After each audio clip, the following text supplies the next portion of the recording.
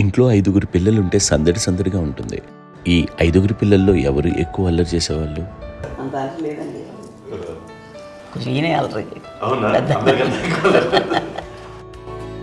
అమ్మ ఇక్కడ ఒకటమ్మా, అల్లరికి, హుషారుకి, చలాకితనానికి, చిలిపితనానికి ఆ తేడా తెలుసుకుని చెప్పమ్మా. అల్లరంటే ఇప్పుడు నా ఇమేజ్ ఏమైపోద్ది, అల్లరంటే అల్లరుడు అని, నేనేమో చాలా రాముడు మంచి బాలుడు అనేలాగా నా ఇమేజ్ ఇది. నేను అలాగే చెప్తుండేవాడిని. నా ఉద్దేశం అదే. నేనేమో అల్లరి నన్నే అంటే చలాకితనం, అమ్మ అల్లరు అనుకోండి. లేదంటే ఎక్కువ హుషారు కానీ చాలా బాగుండేవాడు అబ్బాయి.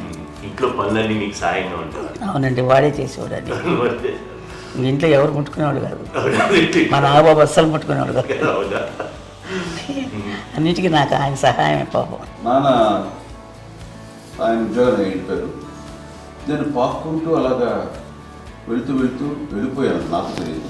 తర్వాత అమ్మ చెప్తుంటే నేనుగా మాత్రం కొన్ని గుర్తు కంబర్ కోయి ఉంది నాది. ఒక అది పెట్టి అది వెళ్ళి కూర్చోతా ఏడుస్తున్నాను రోడ్డు మీద. అయ్యేసరికి వాళ్ళు 3 years కాదు. సో నన్ను వాళ్ళు తీసుకెళ్ళి వాడు కమరకులు కూర్చోబెట్టాడు. ఇక్కడికి ఏడుస్తాను, ఎవరికి వెళ్ళాడో తెలియదు వాళ్ళకి. సో అది ఒక గంట పోయిన తర్వాత అమ్మ ఎత్తుకుంటూ వాడు కూర్చో, వాడు చిన్నబిడ్డ అనిపిస్తారు మొత్తం తెచ్చి అది వాడు చూసి ఈ అబ్బాయి అన్నారు. కాదు అనేసింది. అది చాలా సరిగ్గా చూడమ్మా, ఈ అబ్బాయి మా అబ్బాయి అని. ఏంటమ్మా అంటే ఆ కమర్గూలలో కింద కూర్చోబెట్టాడు కదా, బస్ అంతా పూజేసుకున్నాగా అయిపోయింది. అంటే రంగని కాదు కానీ ఆ కబర్గోలులో కూర్చోబెట్టడానికి అది మసిగిస్తూ ఇంకా నవ్వలేదు. అంత నవ్వుకునేసరి నా బిడ్డ కాదని అమ్మ వెళ్ళిపోబోతుంది, మళ్ళీ డౌట్ వచ్చి ఆగింది. అది కావు నేను నా బిడ్డ తీసుకెళ్ళింది. ఇప్పుడు చేసాడు కాడీస్ కట్టిందో డౌట్ నాకు.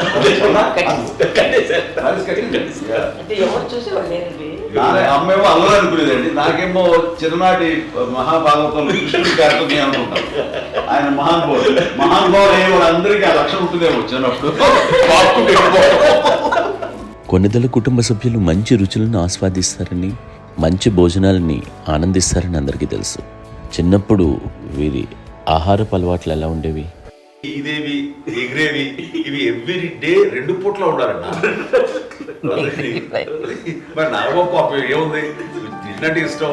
మరి అన్ని రకాలుగా నాన్న కోసం చేసి పెడుతుంటే మరి తను అది ఇష్టపడక ఆ తర్వాత లేకపోతే కోపడగా ఎలా ఉంటాడు చెప్పండి. 5గురు పిల్లలు అయినా అమ్మా నాన్నలు కొంతమంది పైనే ఎక్కువ దృష్టి పెడతారు. ఈ 5గురిలో మీరు ఎవరి మీద ఎక్కువ ఫోకస్ పెట్టేవాళ్ళు? కళ్యాణ్ బాబు వాడంటే బాగా, అంటే వాడు ఏది తినేవాడు కాదు అస్సలు. ఏది ఆడికి ఏది తింటాడని ఇప్పుడు వాడికి నచ్చకపోతే, ఇప్పుడు నేనైతే నచ్చకపోతే చాలా గోల్ చేసేవాడిని.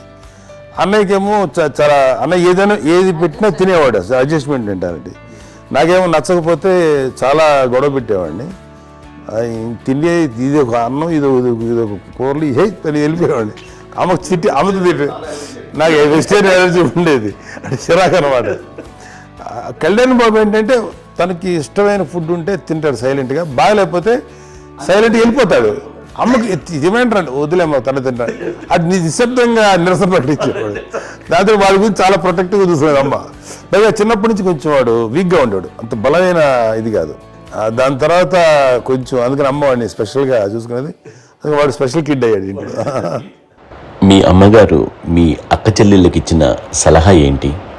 అంటే ఇండిపెండెంట్గా ఉన్నాం కదా అమ్మ, ఎవరిని డిపెండ్ అవ్వద్దు, మీ పిల్లలు నువ్వే జాగ్రత్తగా నేర్చుకో, ఎవరినైనా చేయకు, ఇండిపెండెంట్గా పెట్టద్దు అని ఆవిడ మాకు బాగా ఎక్కువ చెప్తుండేది. నాకు కొంచెం టఫ్ టైమ్స్లో కూడా ఆమె నీ పాటు నువ్వే ఉండాలి, ఎవరి దగ్గర ఉండదు, ఎవరింట్లో ఉండదు, మా దగ్గర కూడా ఉంది, నీ దగ్గర మటుకు నువ్వే ఉండాలి. చెప్పారు చాలా తక్కువ, బట్ నాకు అదే ఇచ్చే ధైర్యం.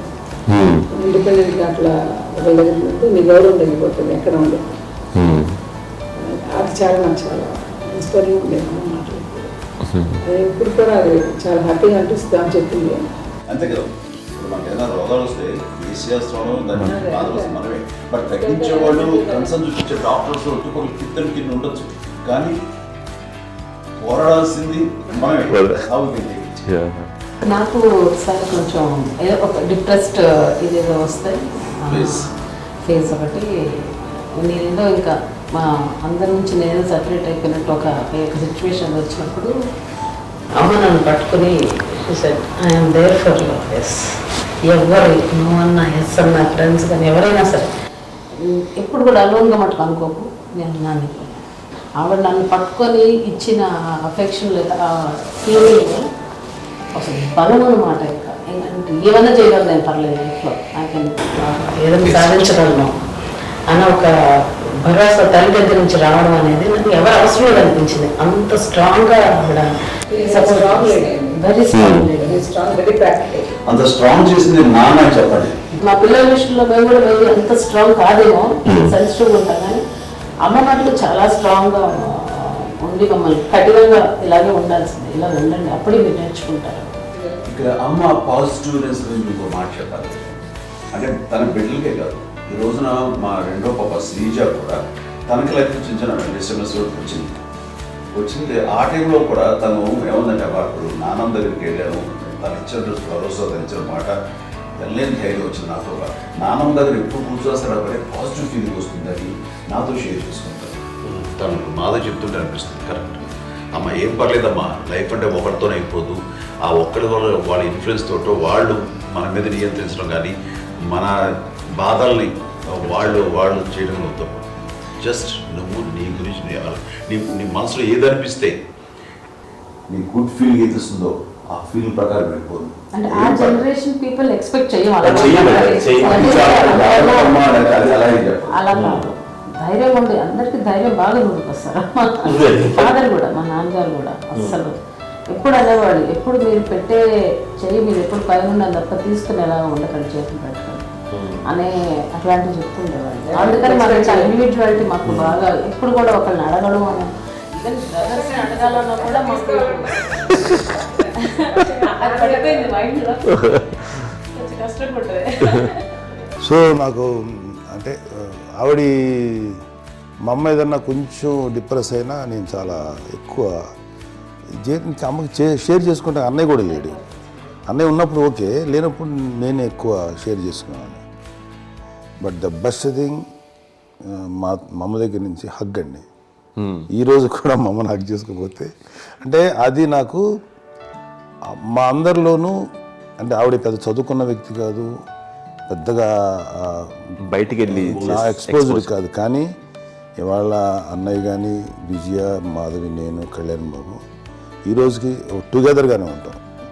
మేబీ మాకు కొన్ని విషయాల్లో నాకు మా మాధవ్కి డిఫరెన్స్ ఆఫ్ ఒపీనియన్స్ ఉండొచ్చు, మా చెల్లికి మా అన్నయ్యకి అట్లా ఉండొచ్చు, ఉంటుందండి ఫ్యామిలీ అన్న తర్వాత. కానీ ద ఇన్విజిబుల్ బాండేజ్ మా అమ్మ ఇచ్చింది, ఆ లవ్ అండ్ ఎఫెక్షన్, హగ్, అవన్నీ ఆవిడ నాన్ వెర్బల్ అడ్వైజ్ ఏంటంటే అందరూ అలా కలిసి ఉండాలనేది ఆవిడ నుంచి మేము నేర్చుకున్నామండి. అది ఇట్స్ ఇస్ నాట్ వర్డ్లీ, అది నోటు మాట కాదు, అది వెర్బల్గా కాదు, నాన్ వెర్బల్గా చెప్పినటువంటి.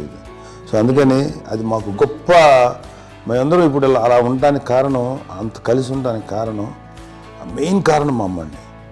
అది సో అందరూ ఉండాలనేది మా అమ్మ అడ్వైస్. ఇప్పుడు కూడా నేను ఎప్పుడైనా ఏదైనా ఫీల్ అయినా, అన్నయ్య ఫీల్ అయినా, లేదు నాన్న అట్లా వదుకు, ఇట్లా ఉండండి, ఇట్లా ఉండి ఇప్పటికీ చెప్తుంది. మేము ఎవరైనా ఎప్పుడైనా మా చెల్లితో గొడవపడ్డా అనుకోండి, నేను అట్లా అనకరా అని ఎట్లాగా అంటే ఏమో లేదులేమ్మా, ఏదో అన్నాను కానీ ఫీల్ మేమందరం కలిసి ఆవిడని అసలు టెన్షన్ పెట్టవండి మేము.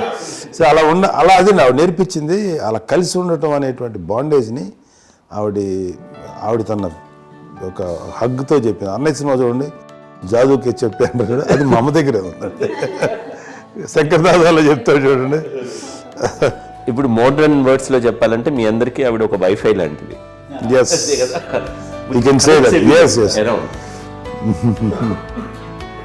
ఇంకొక అడ్వైజ్ కట్టండి, అమ్మ విషయంలో నేను గొప్పగా ఫీల్ అయ్యేది, కానీ చాలామంది పెద్దలు రిటైర్ అయిపోయి విశ్రాంతి తీసుకుంటున్నటువంటి పెద్దలందరూ కూడా ఆచరించే విధంగా ఒక విషయాన్ని నేను గమనించాను. ఇప్పుడంటే నా దగ్గర ఉంటుంది కాబట్టి ఉన్నాను. అమ్మ విడిగా ఇంకొక ఇంట్లో ఉండేది, 9 సంవత్సరాలు నాన్నగారు పూర్వం దగ్గర నుంచి ఉండేది. 5 సంవత్సరాలు ఒంటరిగా ఉండి నాకు బిడ్డలందరూ ఎవరు నాన్న వెళ్ళిపోయారు, నేను ఒంటరి అయిపోయాను అన్న ఫీలింగ్ అమ్మకు ఎప్పుడు ఉండేది కాదు.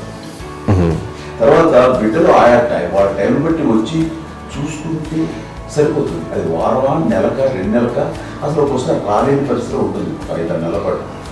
ఇదే ఊళ్ళో ఉండి పక్క విధుల్లో ఉండి ఎవరి పనులు వాళ్ళు బిజీగా ఉండి, ఎవరి షూటింగ్ వాళ్ళు బిజీగా ఉండి, ఎవరి ప్రొఫెషన్లో వాళ్ళు బిజీగా ఉండి, ఎవరి ప్రొఫెషన్లో వాళ్ళు బిజీగా ఉండి, తన సంసారం తను బిజీగా ఉంటాను అనుకోసరి అమ్మ ఏమీ ఫీల్ అవుతుంది, ఏంటమ్మా రావట్లేదు, అసలు పట్టించుకోవట్లేదు ఏంటి అంటే అంతేలేమ్మా అని ఇలాంటి నిరసన మాటలు కానీ, ఈసరింపు మాటలు కానీ, లేకపోతే న్యూనతాభావం కానీ ఇలాంటివి ఎప్పుడు అమ్మకు లేవండి. వచ్చే అబ్బాయి ఏం చేసి పెట్టడా చెప్పండి అంటూ చాలా పాజిటివ్ ఉండి ఇప్పటికీ కూడా తను సపరేట్ కిచెన్ మా ఇంట్లో ఎంతో అందరూ వేరే కిచెన్ ఎందుకంటే అమ్మకి మోస్ట్ స్ట్రెస్ బస్టర్ వచ్చేసినా లేకపోతే రిలీఫ్ ఏంటంటే తన కిచెన్లో కూర్చొని వండుకుతాడు, వండి అందరికి పెట్టాం. ఇప్పటికీ కళ్యాణ్ బాబు అక్కడక్కడ తిరిగేసి ఎక్కడో చేసి నిరసన చేసి అన్ని చేసి వస్తే అమ్మకి చాలా జాలి. అదేదో ఇంక మేము గుడ్లో కష్టపడుతున్నాం కానీ అది ఎంతలో వెళ్ళేదో మీ టీవీలో వాటిలో ఎక్కువగా చూపించేసరికి వాడే కష్టపడతారు, కష్టపడలేదు ఫీల్ అమ్మకి. అందులో రాగానే ఎలా వచ్చేసావా అని అమ్మ ఎక్కడ కళ్యాణ్ బాబు అంటే ముందు అమ్మను కానీ ఎక్కడ కళ్యాణ్ బాబు తను ఎక్కడ ఉంటాడో ఏముంటుందో తెలుసు. అది తెలిసిన తర్వాత ఎక్కడ తను వాడికి ఇష్టమైన బిర్యానీ అవి చేసి చక్కగా పంపించి అన్నీ చేస్తుంది. అట్లాగా బిడ్డలకి పెట్టడమే తప్ప బిడ్డల నుంచి ఈ వయసులో ఎక్స్పెక్ట్ చేయడం లేకపోగా కొంచెం పట్టించుకోవట్లేదు అనే ఒక న్యూనత భావంలోకి వెళ్ళిపోయి సైకలాజికల్ డిప్రెస్ అయ్యే మదర్ మొత్తం కాదు. ఆ రకంగా మాకందరికీ భరోసా. మేము కూడా పెద్ద అయినా బిడ్డలు వాళ్ళ ప్రవృత్తి ఉద్యోగరీత్యాల వాళ్ళ వృత్తిరీత్యా వాళ్ళు దూరం అయిపోయి మనల్ని చాలా కమ్యూనికేషన్ గ్యాప్ వచ్చినా సరే బిడ్డలు నాకు దూరం అయిపోయి పట్టించుకోవట్లేదు. ఇలాగే చూసావా వెళ్ళి ఎంత ఇదిగా వదిలేయేవాళ్ళు గురించి ఇప్పుడు ఏమైపోయానో అని ఇంత కించెం బాధపడలేదు వాళ్ళకి అంటూ నెగిటివ్ సైడ్ ఆలోచించే విధానం లేనే లేదు. అది మా అందరికి ఎంత కంఫర్టబుల్ అంటే అంత అయితే కాదు. ఎందుకోకపోతే మాధవ చూసుకుని మాధవ లేకపోతే నాగబాబు వెళ్తుంటాడు కడిగినప్పుడల్లా మా విజయ్ చూసుకుంటున్నది సరే నాకు కళ్యాణ్ బాబు తను చూసుకుంటాడు. ఇలా ఎవరో కూడా వెళ్తూ ఉంటాం. అమ్మ మాత్రం అది వెరీ గుడ్ హెల్దీ. నేను చాలా మంది తల్లిదండ్రులు చూశాను, వాళ్ళు చాలా ఇబ్బంది పడుతుంటారు, పట్టించుకోవట్లేదు మేము అర్థం చేసుకోగలము కానీ వాళ్ళు వస్తే బాగుంటుంది కదా అనేది ఉంటుంది. ఫీల్ అవుతారు, అలాంటి ఫీలింగ్ ఏం లేదు. పైగా బిడ్డలు వస్తే వాళ్ళకి ఏం చేసి పెట్టాలా అనే ఆలోచన ఉంటుంది. అది వెరీ హెల్దీ. చాలా మంది ఆచరించాల్సిన గొప్ప విషయం అనుకుంటాను. చిన్నప్పుడు అన్ని ఆనందాలేనా, మర్చిపోలేని దుఃఖాలు కూడా ఏవైనా ఉన్నాయా? అమ్మ చెప్పాలంటే ఓపికకి, గృహిణిగా తన బాధ్యతలు నిర్వర్తించడానికి అండ్ అన్ని రకాలుగా టేకింగ్ కేర్. దీనికి ఒక మంచి ఉదాహరణ నేను చెప్పగలను. అది తలుచుకున్నప్పుడు నాకు చాలా ఉద్యోగంగా ఉంటుంది, నాకు చాలా కంటితలు వచ్చేస్తుంది. అమ్మకి మేము 5 బిడ్డలు అండ్ పురిట్లోనూ 1 year పెరుగో 2.5 years పెరుగో 3 బిడ్డలు చనిపోయారు. నాకు గుర్తెరిగి పొన్నూరులో నేను 6th class చదువుతున్నాను, 6వ తరగతి. అప్పుడు రమణ అనే ఒక అమ్మాయికి 3 years. రమణ అంటే మా ముగ్గురికి కంటే పెద్దది, మా కంటే పెద్దది, కళ్యాణ్ బాబు కంటే పెద్దది, మాకంటే మధ్యలో పిల్ల. తనకి అప్పట్లో మా నాన్నగారు ఉద్యోగరీత్యా క్యాంపుకి వెళ్ళిపోతుండేవారు. ఏమి ఉంటుంది నాన్న చెప్పాలంటే ఫుడ్లో కష్టపడేవారు, ఇంకా నాన్న చెప్పినట్టు కదా, నాగో చెప్పినట్టు. కానీ ఇంటి బాధ్యత, ఇంటి పనులు, రోగాలు వచ్చినా రుషులు వచ్చినా హాస్పిటల్కి తీసుకెళ్ళాలట ఏదైనా సరే అమ్మే పడేది. ఆ శ్రమ తీసుకున్న టైంలో అమ్మకి అసిస్టెంట్కి నేను సహాయపడుతుండేవాడు. అమ్మ నాకు ఫ్రెండ్స్ ఆడుకోవడం అది నిజంగా ఎప్పుడు నాకు గుర్తేది, నాకు తెలియదు, నాకు లేదు ఫ్రెండ్స్తో తిరగడం అని ఎంతసేపు అమ్మ పట్ల ఉండేవాడు. అలాంటి నేను ఆ పిల్లకి బ్రెయిన్ ఫ్యూర్ వచ్చింది. ప్రభుత్వ ఆసుపత్రి పొన్నూరులో ఆ పిల్లని చేర్పించినప్పుడు 2-3 days అయిన తర్వాత ఒక బ్యాడ్ న్యూస్ వినాల్సి వచ్చింది. తెల్లారికి కాన్షియస్ పోయింది, ఏం చేయాలో తెలియదు. అమ్మ వయసు చిన్నదే. ఇద్దరు తీసుకుని ఆ బిడ్డని ఒళ్ళో పెట్టుకుని శవాన్ని, డెడ్ బాడీని రిక్షాలో ఇంటికి వెళ్ళాలి. ఇప్పటికీ నాకు గుర్తు ఆ విజువల్స్. అని నాన్నకి తెలియదు ఏ విషయం, నాన్న ఎప్పుడు వస్తారో తెలియదు, ఎలా కమ్యూనికేట్ చేయాలో తెలియదు. అది తీసుకుని వెళ్ళిన తర్వాత ఇంట్లో పడుకోబెడుతుంటే ఏం చేయలేదు. చుట్టుపక్కల ముస్లిం సోదరులు ఉండేవాళ్ళు, ఫ్యామిలీస్ అక్కడ. అంటే మసీదు, పొన్నూరు మసీదు పక్కన మా ఇల్లు ఆనుకుంది. ఆ ఇంట్లో అందరూ వచ్చి చూసేవాళ్ళు, వాళ్ళే హెల్ప్ చేసేవాళ్ళు. ఏం చేయాలో తెలియదు. నెక్స్ట్ రిచువల్స్ ఎలా చేయాలో, కంపకాలు ఎలా చేయాలో తెలియదు. అందరూ చిన్నపిల్లలే, తను చిన్నది, మిగతా అందరూ పరిసరులే. సో అలాంటి పరిస్థితుల్లో తమిళ వచ్చినప్పుడు చుట్టుపక్కల వాళ్ళు వీళ్ళు వచ్చి చేయాల్సిన కార్యక్రమాలు చేశారు. ఆ సమయంలో నాకు ఎక్కడో కమ్యూనికేట్ చేసి డిపార్ట్మెంట్ ద్వారా నాన్న వచ్చేసరికి అన్నీ అయిపోయింది. ఇప్పటికీ నాకు మేము ఇలా ఎన్ని పురుషులు ఎన్నుకుంటున్నామంటే ఎలాంటి ఇది లేకుండా జాగ్రత్త అనే ఒక హెచ్చరికలాగా చేస్తూ అండ్ పంపించాలని సపోర్ట్ చేసి అండ్ ఇప్పుడైతే నా మీద ఎంత నమ్ముకుంటే నేను ఏ నిర్ణయం తీసుకున్నా మరో మాట అండ్ తనకి హాస్పిటల్ పెద్ద ఫోబియా. నేను ఎక్కడికైనా వస్తాను హాస్పిటల్ రాను. ఈ మధ్యకాలంలో సరే అమ్మకి మోకాల ఆపరేషన్ జరిగింది. అమ్మని కొంత బాధపడుతున్నావు, అసలు ఈ రోజున వచ్చిన మెడికల్ అడ్వాన్స్మెంట్లో నీకు అసలు ఏ బాధ తెలియకుండా మోకాల ఆపరేషన్ రీప్లేస్ చేస్తారు అని వీళ్ళందరూ చెప్పాలి భయపడతాను. ఎందుకంటే ఫస్ట్ ఎలా నాకు సపరేట్ అవుతాను ఎలా చెప్పాలి తెలియదు. ఒక్క వీళ్ళంతా కలిపి నీ మాట వింటుంది, అది మాట మీద నువ్వు చెప్తే వింటుంది. సరే నేను చెప్పాను అంతే. ఏదో నాగబాబు ముందు చెప్తే ఎలా ఉన్నారా సరే ఇష్టం రా లేదా మా ఊరికి పర్లేదు అన్న. మళ్ళీ ఇంటికి వచ్చాక మళ్ళీ ఇంకొక తెప్పించి ఇంకో మిషన్ తెప్పించి మళ్ళీ టెస్ట్ చేయించి అందరూ బాగుంది ఏమీ లేదు అన్న తర్వాత అప్పుడు ప్రతితో పడ్డాడు. ఏదో ఉంది మామూలు టెస్ట్ చేయించాలని చెప్పి శ్రద్ధ ఎక్కువ. మీ పిల్లలకి సంగీతం డాన్స్ నేర్పించారని విన్నాం, అది నిజమేనా? తనకేమో డాన్స్ నేర్పించడం కాదు, అది నేర్చుకోలేదు. నాకు వచ్చేసి ఇప్పుడు డాన్స్ స్టార్ ఎదిగాడంటే అది మా పెద్ద చెల్లి విజయం కారణం. అప్పుడు తనకి 5 ఏళ్ళు, నాకు 9 ఏళ్ళు ఉంటాయి. 10-11 ఏళ్ళు ఉంటాయి నాకు. బాపట్లనా? సో బాపట్ల చాలా చిన్నది, 5 ఏళ్ళు. నాకు ఒక 11-12 ఏళ్ళు. తను తీసుకొని గోడ మీద పెట్టుకోవడం అలా కూర్చొని చూస్తుండేవాడు. కూర్చుంటే అది నేర్చుకుంటుంది. నేను మానసికంగా నేర్చేసుకున్నాను.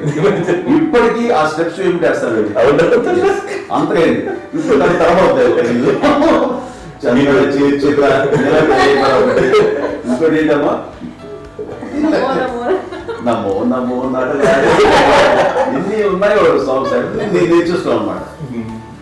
5 పిల్లల్లో ఎవరు ఎక్కువ పని చేసేవాళ్ళు, ఎవరు తక్కువ పని చేసేవాళ్ళు? ఏ పని చేయనండి, చేసేవాడు కదా అని అన్నయ్య చేసేవాడు. అన్ని పనులు అన్నయ్య చేసేవాడు. ఇక మా చిన్న చెల్లి పెద్ద చెల్లి ఎక్కువ చేసేది.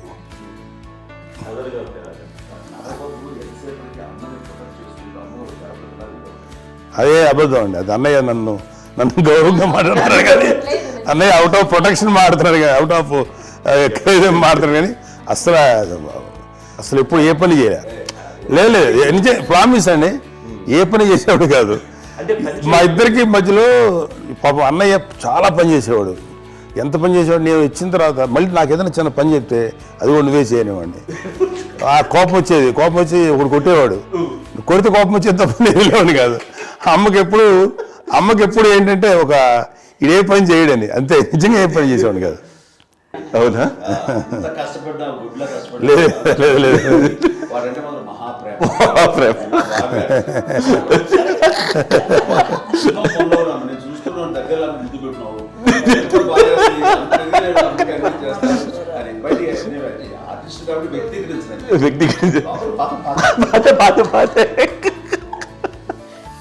చిన్నది కాబట్టి చివరిది కాబట్టి తనంటే బుద్ధాడి, నేను పెద్దోడు కాబట్టి నేను అతని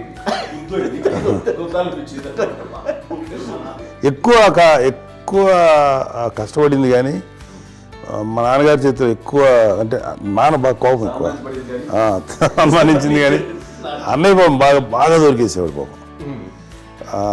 ఒకసారి అంటే మరి మాకే అనిపి ఏంటి ఇంత దారుణంగా ఉంది నాన్న మీద కోపం వచ్చేది నాకు. నాన్న మీద కోపం వచ్చేది, ఆనందం చేసి బాగా అనిపించేది. అమ్మాయి ఏమనేది కాదు. సరే అయినా సరే ఎప్పుడు కూడా పోనీ అంది చేసినా మళ్ళీ తను హైపర్ యాక్టివ్ అన్నయ్య ఫుల్. ఇప్పటికీ ఉన్నారు. ఇప్పుడు ఈ రోజు కూడా అదే అన్నయ్య సేమ్ హైపర్ యాక్టివ్. యూజువల్గా పెద్ద కొడుకు కొంచెం అంటే సూపర్గా ఒక నిదానంగా ఉంటాడు అంటారు. బట్ అన్నయ్య దాని జస్ట్ ఆపోజిట్. యూజువల్గా ఆఖరి పిల్లలు హైపర్ యాక్టివ్ ఉంటారు, అన్నయ్య పుట్టడమే భయంకరమైన హైపర్ యాక్టివ్. ఒకప్పుడు అమ్మాయిల్ని ఎక్కువగా బయటికి పంపించేవాళ్ళు, అబ్బాయిల మీద కూడా అనేక ఆంక్షలు ఉంటూ ఉండేవి. మీ పిల్లల్ని అలా ఆంక్షల మధ్య పెంచారా, లేకపోతే పూర్తి స్వేచ్ఛనిచ్చారా? అంటే మాకు మా నాన్నగారు కానీ మా అమ్మగారు కానీ అండి మాకన్నా చాలా బ్రాడ్ మైండ్ ఉన్న వ్యక్తులండి. ఎందుకంటే పిల్లలు ఎక్కడికైనా బయటకు వెళ్తే ఇప్పుడు మేమైతే భయపడిపోతాం. ఇప్పుడు భయం ఉందన్న. మా విజయ్ కానీ మా చిన్న చెల్లి అన్నయ్య నేను అందరం కూడా ఇవాళ ఉన్న పరిస్థితిలో వాళ్ళు ఎప్పుడు భయపడేవాళ్ళు కాదండి. ఎక్కడికి వెళ్తా నీళ్ళని ఇచ్చేవాళ్ళు, లేట్ అయినా అసలు ఏమనేవాళ్ళు కాదు. లేకపోతే ఏదైనా మోటార్ బైక్లు వేసుకున్నాం, లేకపోతే కారులో ఎట్లా పడితే ఎట్లైనా సరే ఏమనేవాళ్ళు కాదు. వాళ్ళు తెలియకుండానే మాకు ఒక ఫ్రీడమ్ ఇచ్చారండి. సో దట్ అదే ఆ ఫ్రీడంలో భాగమే అన్నయ్య కానీ ఇండస్ట్రీకి వెళ్ళాలంటే కూడా ఒక వ్యక్తి ఒక కొడుకు ఒక గొప్ప కెరీర్ని పర్సూ చేసుకుంటూ వెళ్తున్నప్పుడు నాన్నగాని అమ్మగానే ఓపెన్ మైండ్ తోటి అసలు నువ్వు వెళ్ళు నాన్న, ఎంతకాలం వెళ్తావచ్చు, నువ్వు ప్రయత్నించని చెప్పి అలా వదిలేశారండి. అన్నయ్య కూడా ఏంటంటే మోస్ట్ రెస్పాన్సిబుల్గా వెళ్ళి చాలా మేజర్ అమౌంట్ అన్నయ్యకి కూడా పెద్ద అమ్మకు వందలు వచ్చేది కాదు. కరెక్ట్గా ఆ ఇన్స్టిట్యూట్లో చదువుకునేటప్పుడు ఎంత ఇవ్వాలో కరెక్ట్గా ఇచ్చేది.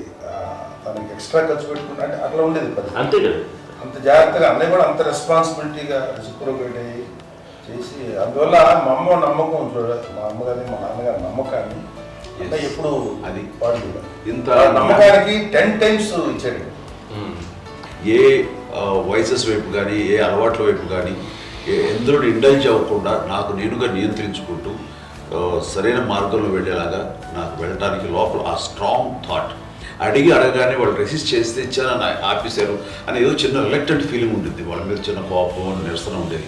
వాళ్ళు అలా లేకపోవడానికి వాళ్ళు వెంటనే అడిగిన వెంటనే జాగ్రత్త అనే నిర్ణయం నీది, కానీ జాగ్రత్త అని హెచ్చరిక చేయడంతో నాకు మరింత బాధ్యత తిరిగి గుర్తు తిరిగి నేను నడుచుకుంటూ వెళ్ళాను. కాబట్టి అది నాకు ప్లస్ అయింది వాళ్ళ దగ్గర. అంటే మదర్ అంటే తల్లి అనే కాదు, మదర్ ఫిగర్ ఎవరిచ్చినా సరే అది నానైనా తల్లితో సమానం అనుకుంటాను. నాకు చెప్పినట్లుగా అట్లాగా అలసిపోయి వచ్చిన నాకు కాళ్ళు నొక్కుతుంటే నాకు భయం వేసేసేది. ఆ తర్వాత పడుకో గదవాయించేవాడు, అది కూడా కోపం. అంటే ఉదాహరణ అంటే మళ్ళీ అదే నాకు తిడతారు, ఎందుకు కాలు పడుకుని ఎక్కడ నిద్ర వస్తాయండి నాన్న అంటే. సో ఆ రకంగా నాన్న తన ప్రేమను చూపిస్తుంటాను. ఆ తర్వాత గోండా టైప్లో కూడాను నేను ట్రైన్ కింద వెళ్తుంటే నాన్న అక్కడే ఉన్నారు, రాజమండ్రి దగ్గర ప్రాంతంలో. ఆయన చాలా కోపం చేస్తుంది, ఇలాంటి చేస్తుంటావు నువ్వు, ఏదైతే ఏంటి అది చెప్పి ఏం పర్లేదా ఏమవుతుందో అన్ని రకాల సేఫ్టీ అన్ని రకాల జాగ్రత్త చూసుకున్నావు. ఈ రోజు ఉన్నది సేఫ్టీ అప్పుడు లేదు, అయినా సరే రేపు పొద్దున నీ కొడుకులు ఇలాంటి పరిస్థితులు నీకు తెలిసి వస్తారు అప్పుడు అనేవాడు. ఎన్నిసార్లు అనేవాళ్ళు నాకు నిజంగానే మగధీర టైంలో గుర్ర వ్యక్తుడి అటు రోడ్డు మీద పడిపోయేది అని అన్నప్పుడు అక్కడ ఆ ఫస్ట్ టైం ఆ ఫీలింగ్ కలిగింది. అలాగే పీటర్ హెయిన్స్ అనేవాడు ఫస్ట్ మగధీరలో జంప్ చేస్తారు, మోటార్ బైక్ జంప్ చేసినప్పుడు ట్రైల్లో పీటర్ హెయిన్స్ అంత హైట్ నుంచి 20 feet 25 feet హైట్ నుంచి పడిపోయి మొత్తాన్ని బోన్స్ ఇరగొట్టుకుని వాడు 7 నెలల పాటు వాడు ఇప్పుడు హాస్పిటలైజ్డ్. అది వీడైతే ఏమో తలుచుకుని భయం వేసేసేది. అప్పుడు నాన్న గుర్తుకు వచ్చేవాడు, ఓహో వాళ్ళ టెన్షన్ ఇంతే లేదు, మనకి మన కొడుకు వస్తే తెలియదు ఈ మాట నాన్న ఎప్పుడు అన్నారని అనిపిస్తుంది. Sweet memories my. అత్త కోడళ్ళ మధ్య అనుబంధం ఎలా ఉంటుంది? సురేఖ్ గారితో మీకున్న అనుబంధం గురించి చెప్తారా? మా తండ్రి కోడలు కాదు, నా కూతురండి. అంత బాగుంటాం మేమిద్దరం కూడా.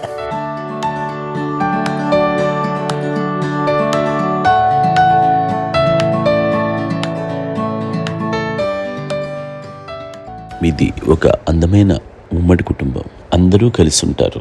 ఇంత ఆనందంగా ఉండడానికి కారణం ఏంటి? దీనికి పునాది ఎవరే వేశారు?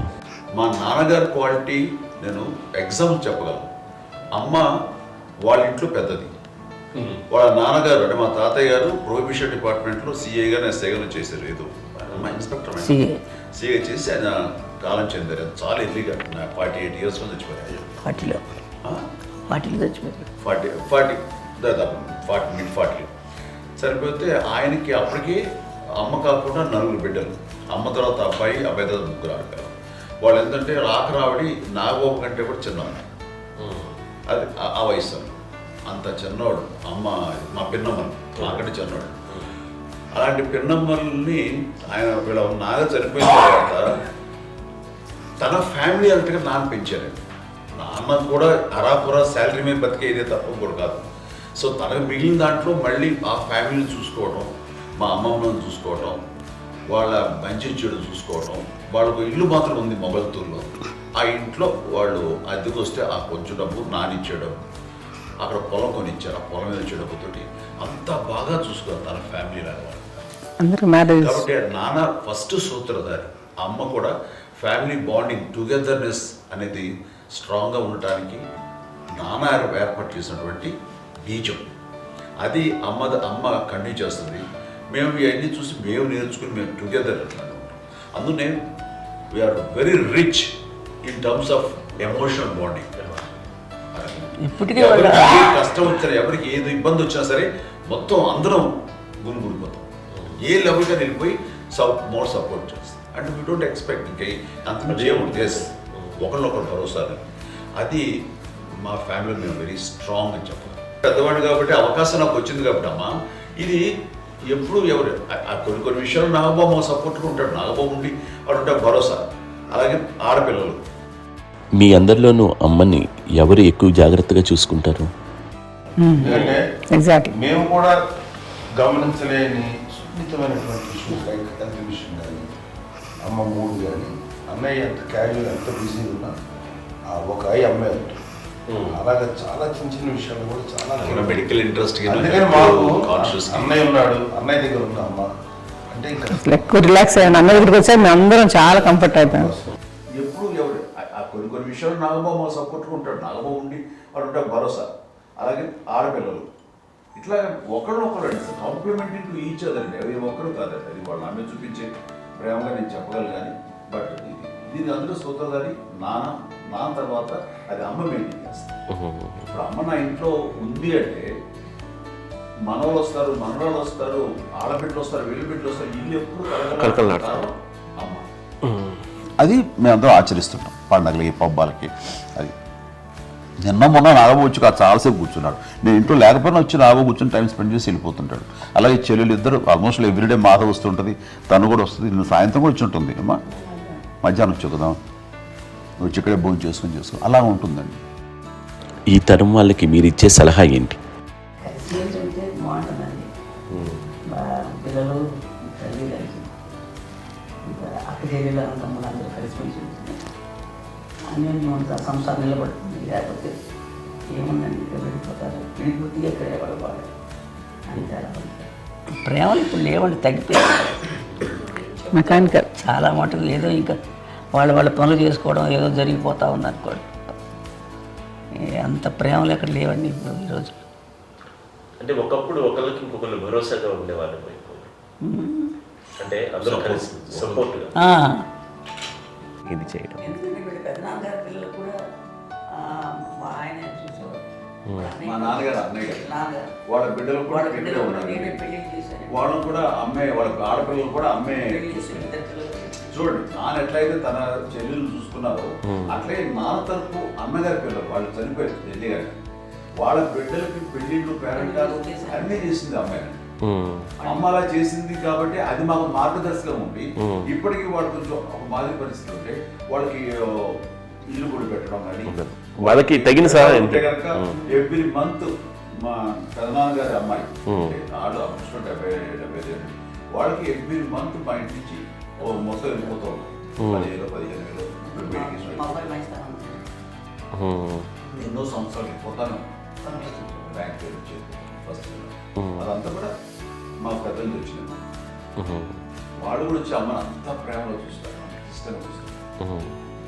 అమ్మ ఇందాక చెప్పినట్లు ఇచ్చే మెసేజ్ ఏంటన్నది అమ్మ మాటలో చెప్పాలంటే బంధాలు, బాంధవ్యాలు అన్నది ఎనలేని ఆస్తి పాస్తుంది. సో ఎలాగైతే డబ్బు ఎంత సంక్రమించింది, ఎన్ని ఆస్తులు వచ్చాయి ఫిజికల్గా అనే దాని మీద కంటే కూడా ఇవి ఆస్తిగా తీసుకుంటూ దీన్ని విలువ ఎరిగి, గుర్తెరిగి, దాని ప్రభావం తెలుసుకుని అది కనుక మనం ఇచ్చుపుచ్చుకుంటే ఫ్యామిలీలో అంటే దాన్ని మించినటువంటి గొప్ప సంపద. కష్టాలు వచ్చినప్పుడు డబ్బు తీరుస్తుంది కాదండి, కష్టం వచ్చినప్పుడు ఒక భుజం తీరుస్తుంది, ఒక చేయూత తీరుస్తుంది. అది మన బ్లడ్ రిలేషన్ మనలో మనకి అది ఉండటం అనేది అదృష్టంగా ఫీల్ అవుతుంది. అంటే ఒకసారి అమ్మ చూసి నాకు ఎందుకు అనిపిస్తుంది అంటే అది ఎవరి ద్వారా సంక్రమించడానికి తన ఆ చెట్టు కొమ్మగా కాబట్టి ఆ చెట్టుకే మనం ఆపాదించాలి. ఎక్కడో మామూలుగా ఉండాల్సిన వాడు ఈ రోజున ఈ స్థితిలో ఉన్నాము, ఇంతమందికి లైఫ్ రావటానికి దోహదపడ్డాము, ఇంతమంది కలిసికట్టుగా ఉండడానికి ఇదైంది. అమ్మని చూస్తుంటే నాకు ఎవరు చూస్తుంటే అబ్బా ఇలాంటి జన్మం మనకు ఎవరికైనా ఉంటుందా, ఇంతమంది మనుషుల చేత కొలవబడేవాళ్ళు, ఆరాధింపబడేవాళ్ళు, అభిమానించబడేవాళ్ళు, ఇంతమంది నా వంశం, నా సంపద అని అమ్మ ఫీల్ అంత గొప్ప ఫీలింగ్ ఎవరికి ఉంటుంది. మా చెల్లెలు కూడా వస్తుందని అనుకోవట్లేదు, సూర్య కూడా ఉంటుందని నేను అనుకోవటం లేదు. అలాంటి గొప్పగా ఇది. అండ్ ఆ రకంగా షీఈస్ వెరీ చాలా గొప్ప జన్మ. అమ్మకి చిన్న మానసికంగా చిన్న ఏదో ఒక డిప్రెషన్ అది వచ్చింది. ఏదో నాన్న గుర్తుకొచ్చో, నాన్న లేరనో, లేకపోతే వాళ్ళ అమ్మగారు కూడా అదే టైం చనిపోయారనో, తన దగ్గర ఉంటారు ఏదో ఉన్నప్పుడు మేము అందరం సపోర్ట్గా ఉండి మా కొన్నాళ్ళు నా దగ్గర ఉందిగా అని చెప్పేసి అప్పట్లో అమ్మ వేరేగా ఉంది. ఉన్నప్పుడు ఒకటే మాట, అమ్మ నీలాంటి గర్భం అంటే అంజనమదే గర్భం అని బయట ఎన్నోసార్లు నా ఫ్రెండ్స్ కానివ్వండి, బయట కానివ్వండి, కొన్ని సందర్భాల్లో మీటింగ్లో కానివ్వండి, స్పీచెస్లో కానీ అన్నవాళ్ళు ఎంతోమంది అన్నారు. వాళ్ళ మాట అంటే రీజన్ తెలుసా నీకు? కోటాల్లో ఎంతమంది తల్లులకు నీకు వచ్చిన అదృష్టం, నీకు లభించినటువంటి వరం ఎంత లభిస్తున్నాను. బిడ్డలు ఎంతోమంది చేత కొనియాడబడుతున్నారు, ఎంతోమందికి సహాయపడుతూ ఆ రకంగా వాళ్ళందరి యొక్క ఆశీస్సులు పొందుతున్నారు. కానీ ఎంతోమందికి నిరంతరం హెల్ప్ చేస్తూ వాళ్ళ ఇది చూసుకుంటున్నారు. అవి ఆ భగవంతుడు మీరు చేసిన పూజలో ఉన్న ఆ భగవంతుడు మన నెక్స్ట్ తరాలకు కూడా మనకి ఇలాంటిది వారసత్వంగా ఇస్తూ అదే రకంగా కొనసాగించేలాగా మనకు అదృష్టాన్ని ఇచ్చారు.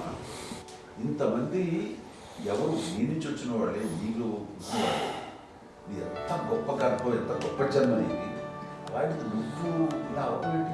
ఎంతసేపు ఇది హై లెవెల్లో ఉండాలి నీ ఫీలింగ్స్గా నువ్వు కానీ. అంతే నువ్వు ఇలాగా కుంగిపోవడం ఏంటమ్మా చెప్పినప్పుడు ఇది నీది కాదు, నాది కాదు, నువ్వు నమ్ముకున్న భగవంతుడు నీకు ఇచ్చింది అనుకుంటావు కదా. నువ్వు ఆ భగవంతుడి కృతజ్ఞత తీర్చుకోలేక ప్రతిరోజు ఆయన ధ్యానించు, ఆయన పూజలో ఉండు, నీకు ఆయన ధైర్యం ఇస్తాడు. అంతేగాని నువ్వు నెగిటివ్ సైడ్ ఆలోచించకమ్మా. మా అందరికీ పాజిటివ్నెస్ ప్రివేల్ చేసిన దానివి, ఇచ్చిన దానివి, అందించిన దానివి. అలాంటి నువ్వు నెగిటివ్ వైపు వెళ్ళిపోకూడదు అంటే అంతే. మళ్ళీ అటుపక్క ఎప్పుడు గెలలేదు. ఆంజనేయ స్వామి భక్తి ఆయనలో ప్రవేశపెట్టి చెప్పాలంటానికి నేనే నేను నమ్మిన దేవుడు ఇంట్లో నేనే ఇంట్రడ్యూస్ చేశాను. నానంత ప్రగాఢంగా నమ్మి ఆయన దానివల్ల లబ్ధి పొందారు. ఆయన అందులో మమ్మల్ని మించిపోయే స్టేజ్కి వెళ్ళిపోయారు. ఆయనతోటి ఆంజనేయ స్వామితో ఇంటరాక్ట్ అవుతూ అట్లా ఆయన నమ్ముకుంటుంది. ఆయన నానంటారు అంతా నా గురువు, నా పెద్ద కొడుకే, పెద్దోడే.